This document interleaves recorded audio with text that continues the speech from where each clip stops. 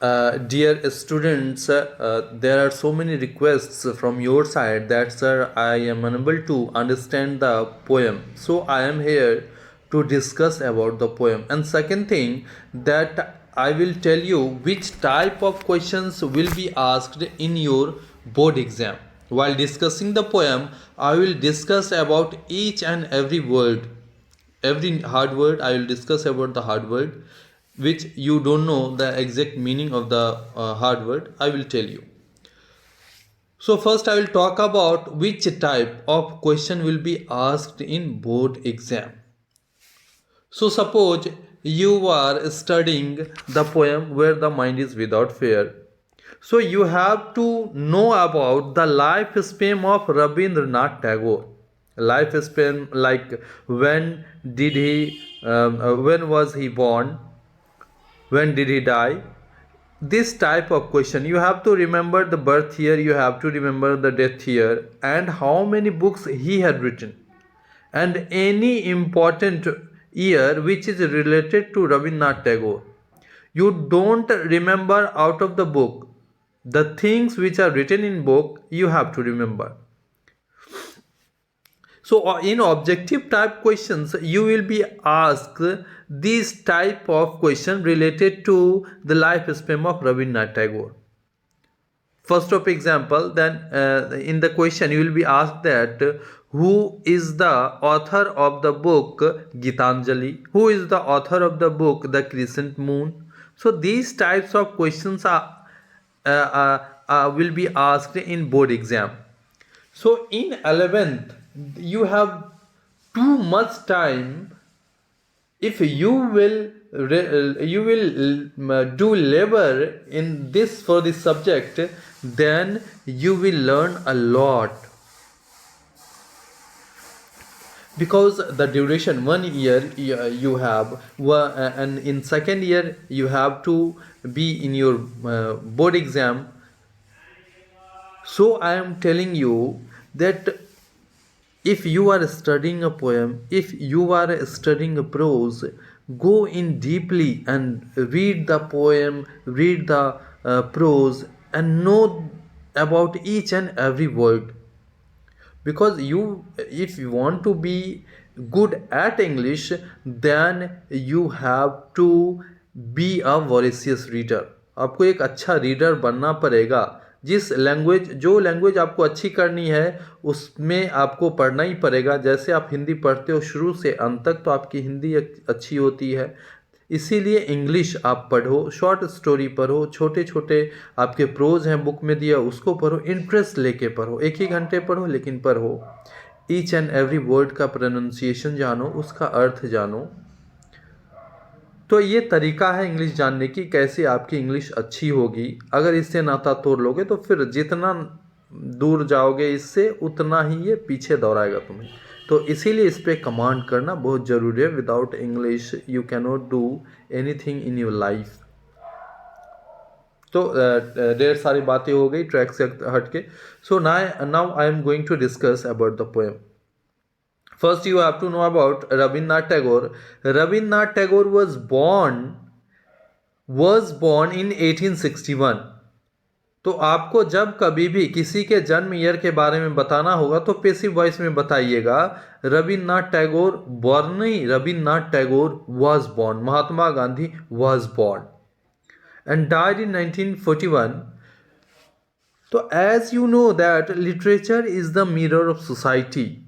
तो ये 1941 में इनकी डेथ होती है. तो इससे पता लग जाता है कि बैकग्राउंड क्या रहा होगा, उस समय कैसी स्थिति रही होगी.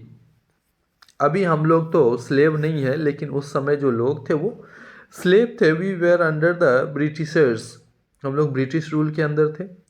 The recipient of Nobel prize for literature in 1930. इन्होंने 1913 ईस्वी में नोबेल प्राइज भी मिला इनको लिटरेचर के लिए.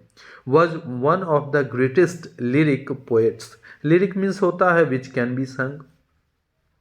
From the grammar point of view, you have to know one thing, that one of के बाद हमेशा plural countable noun use होता है. जो भी noun आएगा, one of my teachers, one of my friends, like that. तो ये जाने माने लिरिक पोएट्स भी थे, महान लिरिक पोएट थे। He was also a noted dramatist, वो ड्रामा लिखते थे। नॉवेलिस्ट, नॉवेल लिखते थे। Short story writer, short story लिखते थे। फिलोसफर थे। ह्यूमनिस्ट भी थे।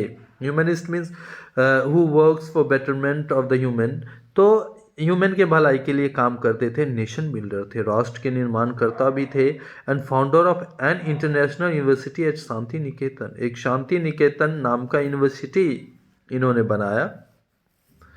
ही रोट प्रीमेरली इन बेंगल, शुरू में इन्होंने बंगाली भाषा में लिखा, लेकिन बाद में उसे सुधार के ढेर सारे ऐसे वर्क से इनके ढेर सारे इनके बुक थे जिन्होंने इन्हें बाद में इंग्लिश में ट्रांसलेट किया। और in the process them a new, और इस सारे प्रोसेस में उसे एक नया बनाने की इन्होंने कोशिश किया, इंग्लिश में जो हो सके जोड़ना ये वो। तो इस तरह से इन्होंने एक नया जान डाला बुक में। सच वर्क्स इंक्लूड गीतांजलि, और उस बुक के श्रेणी में जो आते हैं, पहला गीतांजलि है, दूसरा द क्रिसेंट मून है, and the Gardiner, last one Gardiner है। और उसका जो दूसरा, उनका जो दूसरा बुक था, his other important works, Gora, the wreck, the post office, Sadhana and the home in the world, ये सारे उन्होंने बुक बाद में लिखे, एक ही लैंग्वेज में लिखे, इनका उन्होंने ट्रांसलेशन नहीं किया। और जो हम बात कर रहे हैं, I am talking about where the mind is without fear, it is a lyric poem. Lyric means I have already told you that which can be संग।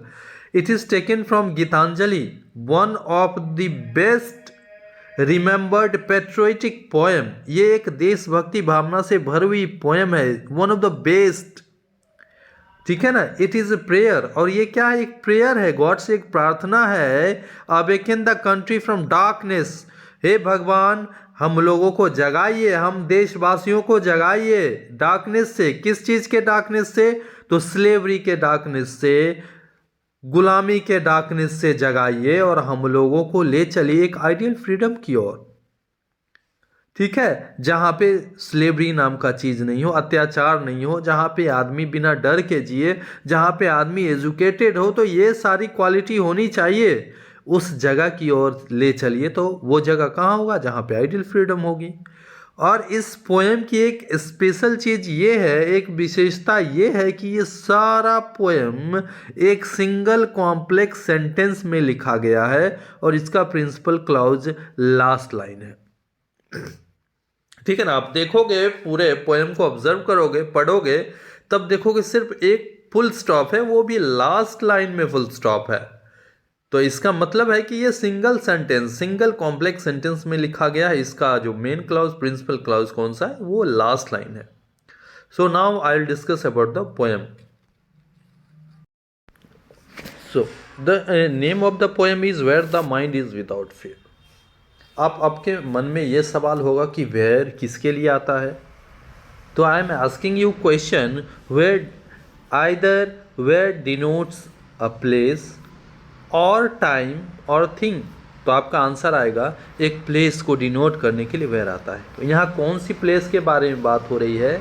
तो एक ऐसी जगह के बारे में रविन्द्रनाथ टैगोर जी बात कर रहे हैं जहाँ पे आइडियल फ्रीडम हो, जहाँ पे स्वतंत्रता हो।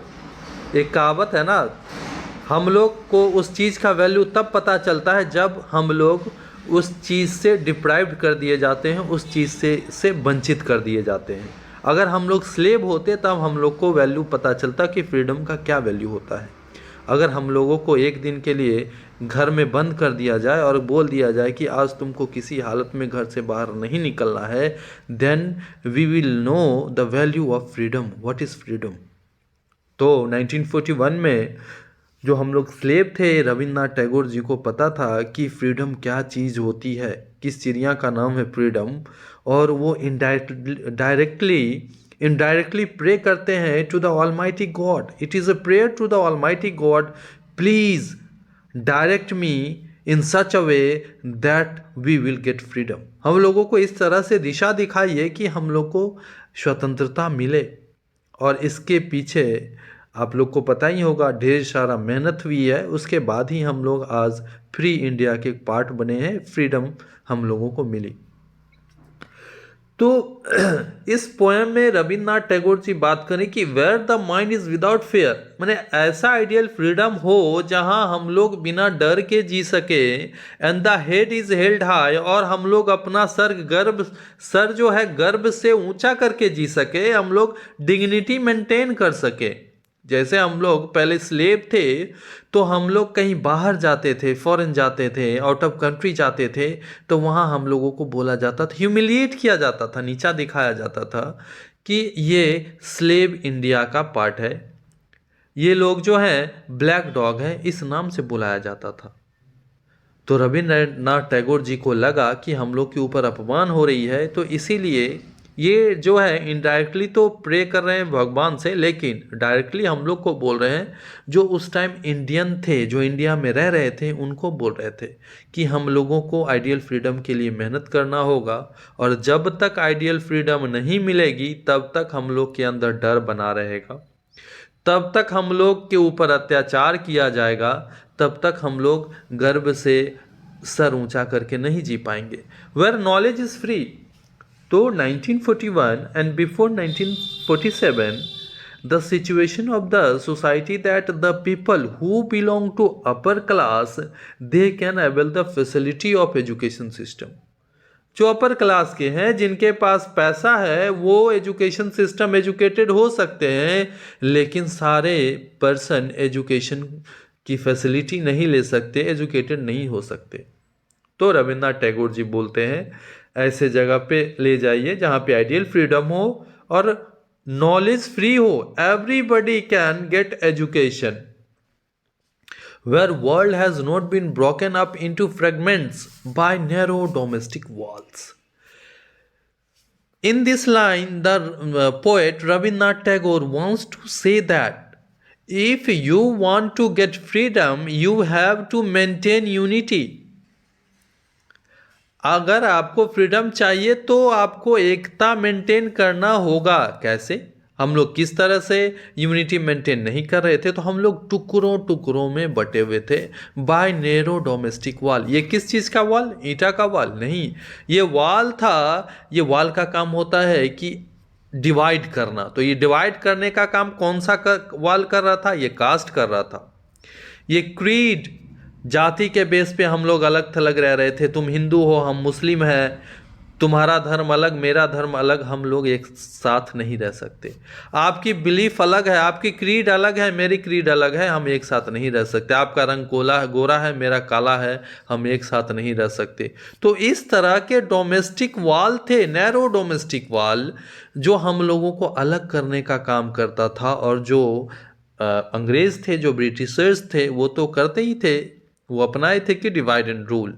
तो इस बेस पे हम लोग का जो है देश टूटा होना नहीं चाहिए। हे भगवान, ऐसा जगह दीजिए जहां आइडियल फ्रीडम हो, जहां हम लोग सारे आदमी एक हों और वो हम लोग बोल सके कि हम हैं हिंदुस्तानी।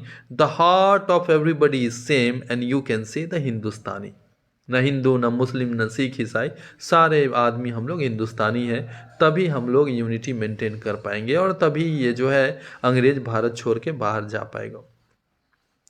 Where words come out from the depth of truth, अगर हम लोग फ्रीड इंडिया के पार्ट होंगे तभी हम लोग दिलो जान से, ईमानदारी से इंडिया के लिए काम कर पाएंगे। एक सिंपल सा एग्जांपल लेके हम समझा रहे हैं। If you are staying in Patna in a rented house, और रेंटेड हाउस में रह रहे हो, उसका दीवार मान लो क्रैक कर जाए, तो तुम सोचोगे अरे टूटने दो ना, अगले दिन जो है दूसरे मकान में हम लोग रह लेंगे, दूसरा किराए का मकान ढूंढ लेंगे। लेकिन अगर अपना घर हो तो अंदर से लगता है नहीं, आज रिपेयर नहीं कर पाएंगे तो कल टूट जाएगा, ज़्यादा पैसा लगेगा, इसीलिए रिपेयर करवा देते हैं। तो अगर हम लोग को फ्रीडम मिल जाएगी, लग जाएगा कि इंडिया अब हमारा अपना हो गया है, तो इसके लिए हम लोग अपने दिलो जान से मेहनत करेंगे, सच्चे दिल से मेहनत करेंगे, और जो है हम लोग के अंदर जो वर्ड है देश के लिए एकदम सच्चाई से निकलेगी, डेप्थ ऑफ ट्रूथ, एकदम ईमानदारी से निकलेगी। अभी तो डर लगा है अगर हम लोग मेहनत करें देश के लिए, लेकिन मेहनत से कोई फ़ायदा नहीं है, सारे अंग्रेज को लूट के ले जाना है। Where tireless striving stretches its arm toward perfection, अब इस लाइन को समझाने के लिए कि मैं एग्जाम्पल दे रहा हूँ। आप लोग सारे बच्चे हो, सारे बच्चे के पास कोई ना कोई एम होगा।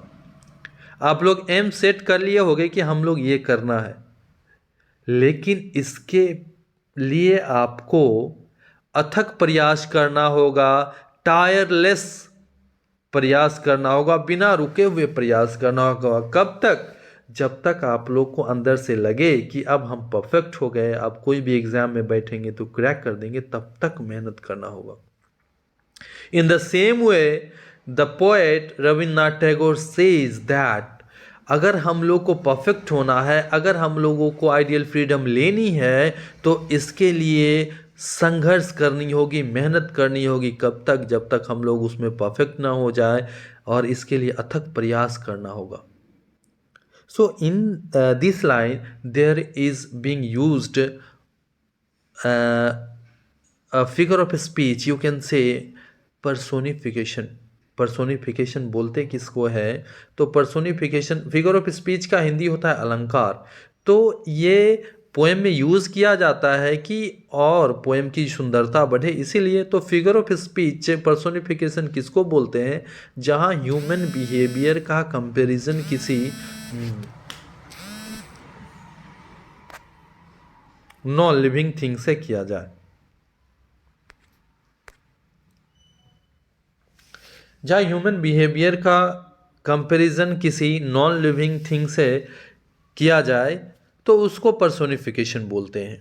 तो यहाँ फिगर ऑफ स्पीच में पर्सोनिफिकेशन का यूज़ किया गया है, क्योंकि अथक प्रयास की जो कभी बाजू नहीं होती है, इसीलिए। Where the clear stream of reason has not lost its way into the dreary desert and sand of dead habit।